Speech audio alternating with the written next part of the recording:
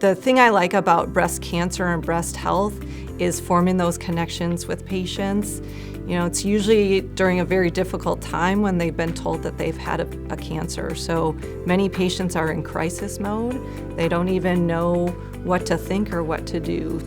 I like seeing them, taking them through the process, getting them from that crisis mode to an understanding of really what is going on and what we're going to be doing for them, building that relationship so that we can get them through their cancer diagnosis, their surgery, and the rest of their treatment.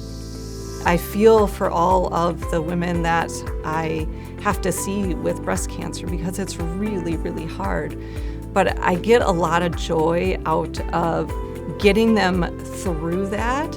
And then I see all of my patients about a year after their surgery. And for the most part, we're talking about different things. We're not talking about cancer anymore. We're talking about what they're doing, you know, where they've traveled. So that's really fun to kind of see them start out in one place and then end in a really good place.